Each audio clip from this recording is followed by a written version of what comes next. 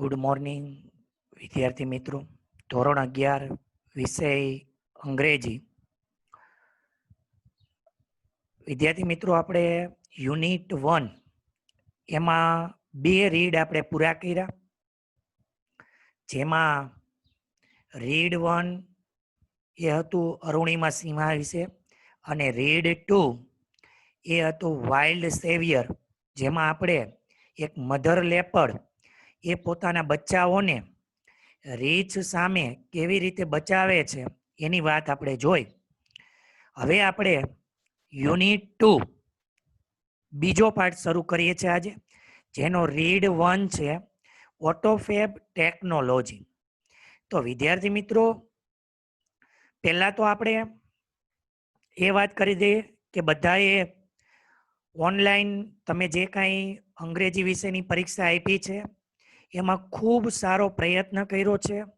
તમામ વિદ્યાર્થીઓ કે જેમણે પરીક્ષાઓ આપી છે એમને ખૂબ ખૂબ અભિનંદન. અને ખૂબ સારી રીતે બધા જ વિદ્યાર્થીઓ એ આ વર્તમાન પરિસ્થિતિને આધારે જે ઓનલાઈન ઘરે બેઠા પરીક્ષા આપી છે એ બધાને ખૂબ ખૂબ પરિવાર અભિનંદન. આ રીતે તમે દરેક વિષયની તૈયારી કરજો અને પરીક્ષાઓ સારી રીતે સારા અક્ષરે લખજો અને આપણે આપણા શિક્ષણને આ રીતે આગળ વધારશું. તો વિદ્યાર્થી મિત્રો, આપણે બીજો પાઠ યુનિટ 2 એનો રીડ 1 છે ઓટોફેબ ટેકનોલોજી. ઓટોફેબ ટેકનોલોજી એટલે પહેલા એનો અર્થ સમજીએ. ઓટોફેબ એટલે એને કહેવાય સ્વયં સંચાલિત, ઓટોમેટિક. અને ટેકનોલોજી એટલે એનું ગુજરાતી તકનીકી થાય, પણ આપણે એને ટેકનોલોજી જ બોલવાનું છે. એટલે આનો મિનિંગ આપણે આ જ રાખશું, ઓટોફેબ ટેકનોલોજી એટલે ઓટોફેબ ટેકનોલોજી. એટલે આમાં તમારે વિજ્ઞાનના શબ્દો આવશે અને એક ટેકનોલોજીની વાત કરવાની છે કે ભાઈ આપણે સાયન્સ તમે ભણ્યા છો બરાબર, તો સાયન્સની અંદર ઘણી બધી એવી નવી નવી ટેકનોલોજીઓ આવે છે કે જેના દ્વારા આપણે વસ્તુઓનું નવું સર્જન કરી શકીએ, નવી પ્રોડક્ટ બનાવી શકીએ. તો એવી જ આપણે એક ટેકનોલોજીની આજે વાત કરવાની છે અને એનું નામ છે ઓટોફેબ ટેકનોલોજી, કે જેના દ્વારા નવી વસ્તુઓનું સર્જન કઈ રીતે થાય છે અને એમાં ગ્રાહકોને, કસ્ટમરને કેટલો ફાયદો થાય છે એની વાત આપણે કરવાની છે. તો ચાલો વિદ્યાર્થી મિત્રો, તૈયાર થઈ જાઓ. આજે આપણે બીજો પાઠ એનો રીડ 1 શરૂ કરીએ. ઇમેજાઇન યોર સેલ્ફ. ઇમેજાઇન એટલે કલ્પના કરવી, યોર સેલ્ફ એટલે તમારી જાતની. ઇન અ કાર શોરૂમ, તમે એક કારના શોરૂમમાં છો એવી તમે તમારી જાતની કલ્પના કરો. યુ આર નોટ હેપી, તમે હેપી નથી એટલે કે ખુશ નથી. With any model of the cars in the showroom, શોરૂમમાં રહેલા કારના એક પણ મોડલથી તમે ખુશ નથી. એટલે કે શોરૂમમાં રહેલી એક પણ કારનું મોડલ તમને ગમતું નથી, આવી તમારે કલ્પના કરવાની છે. Now you work on a computer, હવે તમે કોમ્પ્યુટર ઉપર કામ કરો. And create your dream car on the screen, create કરવું એટલે બનાવવું, સર્જન કરવું. ડ્રીમ કાર એટલે સ્વપ્નની કાર, એટલે કે આમ કાલ્પનિક, એને ડ્રીમ કાર કહેવાય. ઓન ધ સ્ક્રીન એટલે કોમ્પ્યુટરની સ્ક્રીન ઉપર. અને તમે કોમ્પ્યુટરની સ્ક્રીન ઉપર તમારી ડ્રીમ કાર બનાવો. એટલે કે તમારે જેવા પ્રકારની કાર જોતી હોય, જેવું મોડલ કારનું જોતું હોય, જેવી ડિઝાઇનની કાર તમારે જોતી હોય એવી કારની ડિઝાઇન તમે કોમ્પ્યુટરની સ્ક્રીન ઉપર બનાવો. એન્ડ મેજિક, અને વાહ જાદુ, નેક્સ્ટ વીક બીજા અઠવાડિયે you get delivery of a car, તો તમને બીજા અઠવાડિયે જ એ કારની તમને ડિલિવરી મળી જશે. ફેબ્રિકેટ આ શબ્દ તમારે સમજવાનું છે વિદ્યાર્થી મિત્રો. ફેબ્રિકેટ એટલે નિર્માણ, એટલે કે રચના થવી, બનવું. એક્ઝેક્ટલી એટલે ચોક્કસ, લાઈક યોર ડિઝાઇન, અને બીજા અઠવાડિયે જ તમારી ડિઝાઇન મુજબ જ બનેલી કાર તમને ડિલિવરી મળી જશે. સચ મેજિક ઇઝ પોસિબલ. આ મેજિક એ શક્ય બને છે થ્રુ એટલે દ્વારા. અ પ્રોસેસ, પ્રોસેસ એટલે પ્રક્રિયા. આ મેજિક એ પ્રક્રિયા દ્વારા શક્ય બને છે.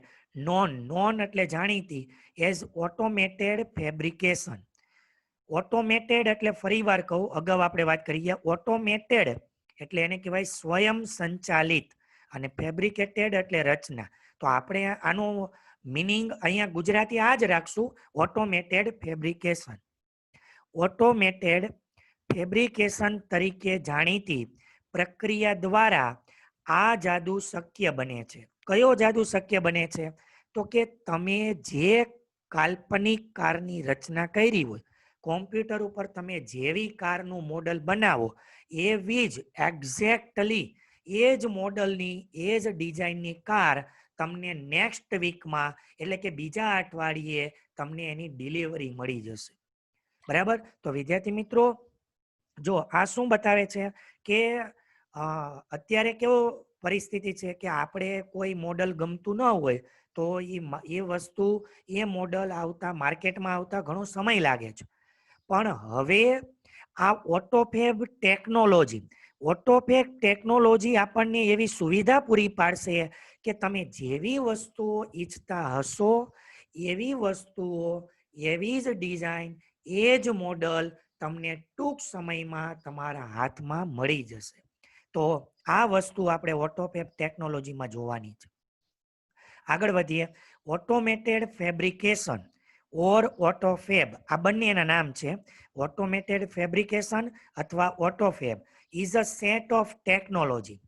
ઓટોમેટેડ ફેબ્રિકેશન કે ઓટોફેબ એ ટેકનોલોજીઓનો એવો સેટ છે ધેટ ઓટોમેટ, ઓટોમેટ એટલે સંચાલિત કરવું, સ્વયં સંચાલિત. ધ પ્રોસેસ એટલે પ્રક્રિયાનું સંચાલિત કરે છે. ફોર બિલ્ડિંગ, બિલ્ડિંગ એટલે બનાવવું. 3 ડાયમેન્શનલ, તો જો 3 એટલે 3 અને ડાયમેન્શનલ એટલે પરિમાણ, એટલે આને આપણે કહેવાય ત્રિપરિમાણ. તમે વિજ્ઞાનમાં, સાયન્સમાં, વિજ્ઞાન વિષયમાં તમે આ શબ્દ સાંભળ્યો હશે, 3 ડાયમેન્શનલ એટલે કે ત્રિપરિમાણ દર્શક.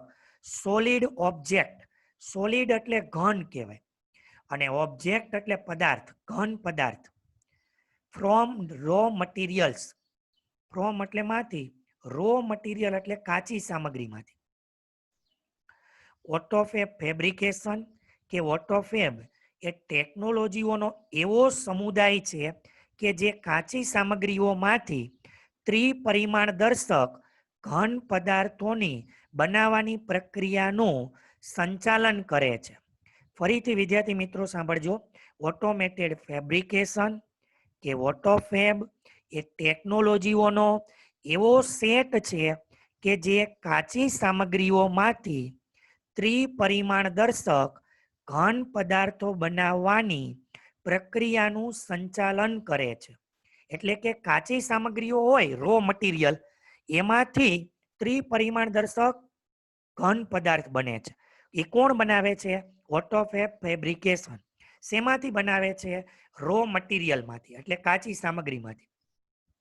ધીસ ઇન્ડસ્ટ્રી, આ ઉદ્યોગ, યુઝ એટલે ઉપયોગ કરે છે, સોલિડિફિકેશન ઓફ પોલિમર્સ, સોલિડિફિકેશન એટલે ઘનીકરણ, polymers, powders and other raw material, અને બીજી કાચી સામગ્રી. ગાઈડેડ એટલે માર્ગદર્શિત, by design, drawn on ordinary computer, ordinary computer એટલે સામાન્ય કોમ્પ્યુટર ઉપર. આ ઉદ્યોગ એ સામાન્ય કોમ્પ્યુટર ઉપર દોરવામાં આવેલી ડિઝાઇન દ્વારા, ફરીથી, આ ઉદ્યોગ એ સામાન્ય કોમ્પ્યુટર ઉપર દોરવામાં આવેલી ડિઝાઇન દ્વારા પ્રેરિત થઈ એ ઘનીકરણના પોલિમર્સ, પાવડર અને બીજી કાચી સામગ્રીઓનો ઉપયોગ કરે છે. તો આપણે આ ઇન્ડસ્ટ્રી એટલે કોની વાત કરવાની છે? તો કે ઓટોમેટેડ ફેબ્રિકેશન. આટલું સમજાઈ ગયું? હવે ઓટોમેટેડ ફેબ્રિકેશન એ શું કામ કરે છે? તો કે એ રો મટીરિયલમાંથી સોલિડ ઓબ્જેક્ટ, એટલે કે ત્રિપરિમાણ દર્શક ઘન વસ્તુઓનું નિર્માણ કરે છે. હવે એ ઘન વસ્તુઓ રો મટીરિયલમાંથી બનાવે છે. તો એ કઈ રીતે બનાવે? તો કે પહેલા એના માટે કોમ્પ્યુટર ઉપર એક ડિઝાઇન બનેલી હોવી જોઈએ. કોઈ પણ વસ્તુની, જે વસ્તુ આપણે બનાવી છે એની કોમ્પ્યુટર ઉપર ડિઝાઇન બનાવવાની. એ ડિઝાઇનને આધારે એ ત્રણ વસ્તુઓનો ઉપયોગ કરે: પોલિમર, પાવડર અને રો મટીરિયલ. ત્રણેય વસ્તુનો ઉપયોગ કરી અને નવી નવી વસ્તુઓ એટલે કે પ્રોડક્ટનું નિર્માણ કરે છે. આગળ જોઈએ. Now it will be possible. હવે એ વસ્તુ શક્ય બનશે four human being. Human being એટલે માણસો. Two acquire power. એક્વાયર એટલે પ્રાપ્ત કરવું અને પાવર એટલે શક્તિઓ. હવે માનવ જાત માટે એ શક્તિઓ પ્રાપ્ત કરવાનું પોસિબલ બનશે એટલે કે શક્ય બનશે. કઈ શક્તિઓ પ્રાપ્ત કરવાની? Two manipulate. મેનિપ્યુલેટ એટલે ફેરફાર એટલે કે પરિવર્તન લાવવું. The property. પ્રોપર્ટી એટલે ગુણધર્મ. ઓફ મેટર એટલે પદાર્થ. પદાર્થના ગુણધર્મોમાં ફેરફાર કરવાની શક્તિ પ્રાપ્ત કરવાનું હવે માણસો માટે શક્ય બનશે. એટલે શું કે ભાઈ કોઈ પણ પદાર્થ હોય તો તમે જાણો છો સાયન્સમાં, વિજ્ઞાનમાં આવતું કે દરેક પદાર્થની લાક્ષણિકતા હોય. લાક્ષણિકતા એટલે એને પ્રોપર્ટી કહેવાય, ગુણધર્મ હોય. હવે એ ગુણધર્મોની અંદર ચેન્જીસ લાવવાનું એટલે કે પરિવર્તન, ફેરફાર લાવવાનું માણસો માટે હવે શક્ય બનશે. Autofab is a raw creating opportunity. Autofab is now creating એટલે સર્જન કરવું, ઓપોર્ચ્યુનિટી એટલે તક, ફોર મેન્યુફેક્ચર્સ. મેન્યુફેક્ચરર્સ એટલે ઉત્પાદકો. ઓટોફેબ એ હવે ઉત્પાદકો માટે તકનું સર્જન કરી રહી છે. ટુ સેટિસ્ફાય એટલે સંતોષ કરવું, ધ યુનિક નીડ. યુનિક એટલે અજોડ, અનન્ય. નીડ એટલે જરૂરિયાત. ઓફ કસ્ટમર એટલે ગ્રાહકો. ગ્રાહકોની અનન્ય પ્રકારની જરૂરિયાતોને સંતોષવા માટે ઉત્પાદકો માટે હવે ઓટોફેબ એ તકનું સર્જન કરી રહી છે. તો જો વિદ્યાર્થી મિત્રો, હવે કસ્ટમર હોય, દાખલા તરીકે આપણે કસ્ટમર છીએ, કોઈ વસ્તુ આપણે ખરીદવા જઈએ છીએ, તો હવે આપણે કસ્ટમર તરીકે કોઈ પણ શોરૂમમાં કે દુકાનમાં જાય તો આપણે તો કસ્ટમર તરીકે આપણા મનમાં જેવી વસ્તુ હોય એવી વસ્તુ આપણે માંગણી કરીએ. કોઈ મોબાઈલ છે કે પછી કોઈ ટેલિવિઝન છે, કોઈ ફ્રીજ છે, કોઈ કાર છે, તો આપણે એવી કાર શોરૂમમાં જઈને આપણે એવી માંગણી કરીએ, ડિમાન્ડ કરીએ કે ભાઈ મારે તો આ પ્રકારની કાર જોઈએ છે.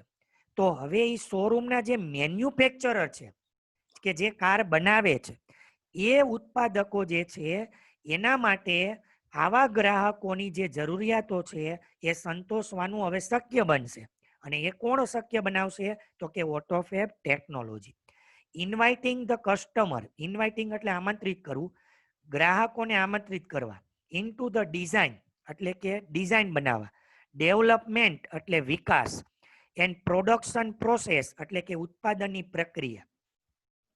તો જો આમાં ગ્રાહકોને, આ ટેકનોલોજીમાં ગ્રાહકોને ત્રણ વસ્તુની અંદર ઇન્વાઇટ કરવામાં આવશે એટલે કે એમાં એને સામેલ કરવામાં આવશે. કઈ ત્રણ વસ્તુમાં?